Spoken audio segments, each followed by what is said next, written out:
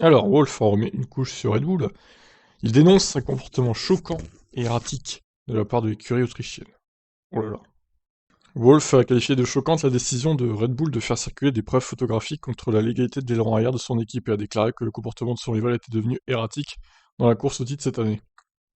Red Bull a affirmé que Mercedes utilisait un aileron arrière flexible illégal dans sa voiture.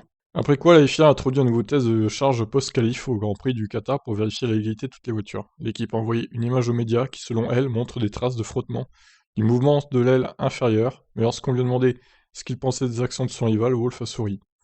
Qui les a distribués aux médias? C'est un choc. Pouvez-vous me montrer ce que vous voyez sur ces photos? Je ne vois rien sur ces photos à part des trucs qui sont rayés. Je ne sais pas d'où ils ont obtenu ces photos et ce qu'elles démontrent réellement. C'est un fantôme, ces actions sont choquantes. Je ne sais pas ce qu'ils prévoient de faire, j'arrive pas à suivre leurs pensées et tout ce qu'ils disent sur nous. Ça semble erratique, mais ce n'est pas très grave. Je ne veux plus mettre d'huile sur le feu. Bon, c'est un peu ce qu'il fait quand même, en répondant. Nous essayons de nous concentrer, de faire le meilleur travail possible, nous sommes toujours en retard de 14 points, nous devons faire une bonne course, c'est ce qui compte. Que pense Wolf de ce nouveau test de charge que Mercedes a d'ailleurs passé sans problème hier?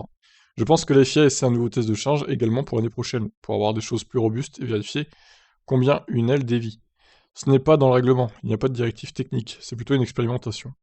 Wolf a également rejeté les affirmations de Red Bull selon lesquelles la différence de vitesse en ligne droite entre les deux voitures a changé depuis le Brésil, après qu'il a été souligné que les performances relatives étaient conformes à celles de la dernière course au Brésil. Ont-ils montré aussi, ont-ils aussi montré des données ou des photographies sur la performance en ligne droite? C'est une piste ici au Qatar qui est moins sensible à la puissance. Fait intéressant, et je pense qu'ils viennent de faire du bon travail. Leur vitesse en ligne droite avec leur grand aileron est identique à la nôtre. Je suis heureux qu'ils soient heureux. Allons en Arabie Saoudite et peut-être entendrons-nous à nouveau des commentaires. Vu les lignes droites, je pense, oui.